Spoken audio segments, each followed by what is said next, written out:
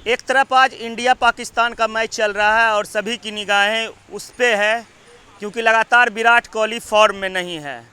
लोगों की उम्मीद है कि विराट कोहली 50 रन बनाएगा, मगर दूसरी तरफ बीटीएससी अभ्यर्थी लगातार हाफ सेंचुरी पूरा कर लिया है। देख लीजिए, यहाँ पे 50 दिन से धरना स्थल पे बीटीएससी अभ्यर्थी यानी जूनियर इंजीनियर लगातार बैठे हुए हैं।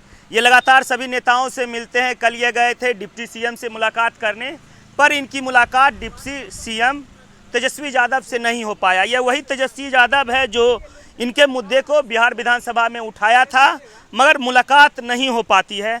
ऐसा क्यों, बताइए। आप लोगों ने आज अर्धशतक पूरा कर दिया है। जी धन्यवाद, धन्यवाद बिहार सरकार को, धन्यवाद बीटीएससी को, धन्यवाद साहब, उन्होंने हम लोगों का अर्धशतक पूरा करा दिया।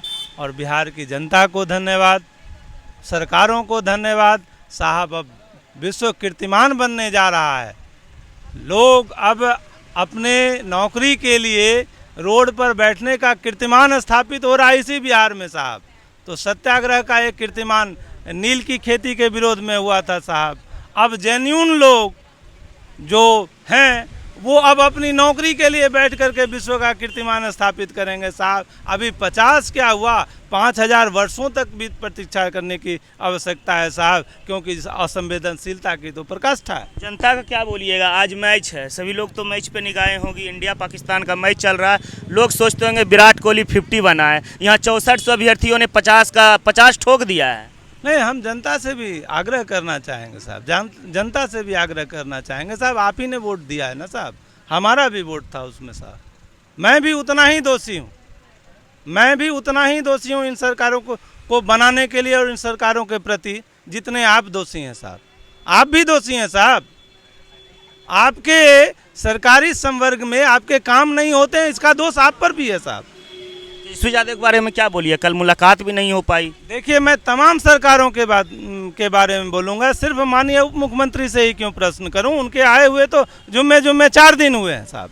इससे पहले भी तो सत्ता में लोग थे, उन लोगों की कहां? उनसे अपेक्षा इसलिए है क्योंकि उन्होंने बोला था जब हम सत्ता में आएंगे पहले कलम से 10 लाख रोजगार देंगे, इसलिए उससे प्रश्न चिन्ह बनता है। क्योंकि जिस तरह से बीजेपी बोली थी कि हम 19 लाख रोजगार देंगे, लोग उनसे सवाल करते थे, तो यही सवाल तो तेजस्वी से बनता है।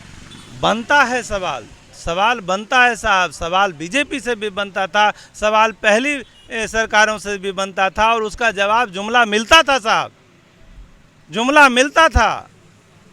अब यह प्रश्न यह है कि क्या यह जुमला मात्र है? क्या यह जुमला मात्र है? क्या आयोग इतना अयोग्य हो गया है कि 3.5 वर्षों में एक जो है वैकेंसी को क्लियर नहीं कर पा रहा है? अब यह प्रश्न है साहब। प्रश्न अब कहीं ज़्यादा बड़ा हो गया है साहब। क्या यह जो मानवीय भूल है या जानबूझ करके कोई षड्यंत्र है साहब? अब इन बातों पर विचार करने का समय आ गया है साहब। 50 दिनों तक बच्चे बैठे हुए हैं, आयोग असंवेदनशील है। हम लोग तो साहब अब तक यही समझ रहे थे कि कुछ मानवीय त्रुटि हुई है, परंतु अब यह मानने को विवश हो रहे हैं साहब, अधीर हो रहे हैं साहब। कहीं यह कोई षड्यंत्र तो नहीं है साहब? बड़ा बवंडर चल रहा है अंदर में। कोई षड्यंत्र भी हो सकता है साहब। मैं बार बार कहता हूं, मैं किसी पर व्यक्तिगत आक्षेप नहीं करता और किसी के चरित्र का अवमूल्यन नहीं करता, लेकिन यह असंवेदनशीलता, कैसी है ये असंवेदनशीलता, ये बताइए। 50 दिन हो चुके। देखिए, ये सवाल लाजमी है कि आयोग का गठन सरकारें जब करती हैं और वैसे तमाम अच्छे पदाधिकारियों की नियुक्ति करती है, तो सरकारें भी उम्मीद करती हैं कि भाई अच्छे पदाधिकारी हैं, इनको यहाँ पदस्थापित किया जाए, ताकि जो भी रोज़गार से संबंधित चीज़ें हैं उनको ये तय समय सीमा में पूरा करेंगे। आज जब आयोग का गठन हुआ तो विज्ञापन संख्या 1/2019 इस आयोग का पहला बच्चा है। ऐसा नहीं है कि नियमावली सिर्फ जनता के लिए बनाया जाता है, उन बड़े अधिकारियों के लिए नहीं, सरकारों के लिए नियमावली नहीं बन पाती है? नहीं, इस पे तो मैं बहुत कुछ नहीं कह सकता, लेकिन हाँ इतना जरूर। क्या बोलिएगा ये बताइए? 50 दिन हो गया तो क्या बोलिएगा? लेकिन इतना जरूर कहूँगा कि 3-3.5 साल के बाद भी यदि कोई आयोग किसी एक वैकेंसी को क्लियर नहीं कर पाती तो उस पर सवाल करना लाजमी है। अब क्या सवाल कीजिएगा, बोलिए।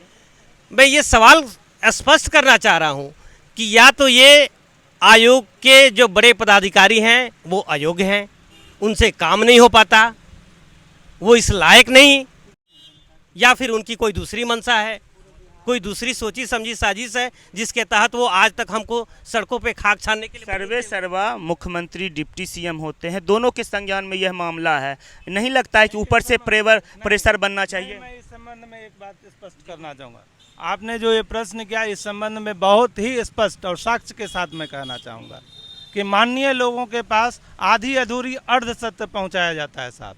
एक मामला मैं CWJC 3139 के बारे में ही कहूँगा साहब। इस नंबर बता रहे हैं जी, इस मामले में आयोग ने साफ साफ पेपर में एडवर्टाइजमेंट दिया कि स्टेटस को एग्जिस्टिंग टुडे का आदेश माननीय हाईकोर्ट के द्वारा पारित किया गया है, जो यह पूर्णतः अर्ध सत्य था। 1/7/2021 को माननीय कोर्ट ने कहा था कि since the respondent had not file there counter affidavit thus they have to maintain the status quo further until order। यह बताता था साहब, इस आदेश में यह स्पष्ट था कि आपने अपना काम नहीं सही से किया, आपने रिस्पोंडेंट के रूप में काउंटर एफिडेविट सही समय पर जमा नहीं किया, लेकिन आपने माननीय मुख्यमंत्री को जब जनता दरबार में इस संबंध में प्रश्न किया गया तो आपने सिर्फ और सिर्फ इतना बताया कि इसमें स्टेटस को का आदेश पारित है। क्यों पारित है यह नहीं बताया साहब। आप हमेशा अर्ध सत्य बताते हैं और यही आपने विज्ञापित भी किया, राष्ट्रीय अखबारों में विज्ञापित किया साहब। आपने कहीं नहीं कहा कि स्टेटस को का कारण जो माननीय हाईकोर्ट ने कहा था वह कहा था कि respondent had not file there counter affidavit, यह नहीं कहा था आपने साहब। सरकारों पर हम सवाल कब करेंगे साहब? सरकारों पे सवाल तब करेंगे जब सरकारों को पूर्ण सत्य बताया जाता हो। आयोग के पदाधिकारी अगर यह अर्ध सत्य, और मैं इसको साक्ष्य के साथ आप जा सकते हैं, हाईकोर्ट के वेबसाइट पर आज भी उपलब्ध है, पेपर पर आज भी उपलब्ध है, सारे डॉक्यूमेंट्स मैं दे सकता हूं साहब। इस तरह का अर्ध सत्य वरीय पदाधिकारियों के द्वारा माननीय मुख्यमंत्री को दिया जाना, क्या यह सही था? तो इन लोगों का साफ तौर पे कहना है, आपने जैसा कि सुना, मुख्यमंत्री जी को ज़्यादा कुछ पता नहीं है इनके अनुसार। हमने तो बोला हमें लगता है मुख्यमंत्री के संज्ञान में होगा, पर इनके अनुसार कहना है कि जो अधिकारी है BTSC के, वह मुख्यमंत्री को अर्धसत्य बताते हैं, जिनके कारण यह जो रिजल्ट लटका हुआ है जिसमें धांधली का आरोप है, कहीं न कहीं अधिकारी छुपा रहे हैं मुख्यमंत्री जी से, जिसके कारण यह यहाँ पे बैठे हुए 6400 अभ्यर्थियों की ज़िंदगी बीच मझधार में है। और पिछले 50 दिन से यह लोग बैठे हुए हैं गर्दनीबाग धरना स्थल पे, और यह 50 दिन और आगे कितने दिनों में तब्दील होगा यह कोई नहीं जानता है, क्योंकि यह लोग लगातार सभी से मिल रहे हैं, पर कहीं से इन्हें कोई आश्वासन भी नहीं मिलता है कि अब हम आपका काम कर देंगे। बस आप लोग कमेंट करके बताइए कि यह आंदोलन कितने दिनों तक चलेगा। धन्यवाद।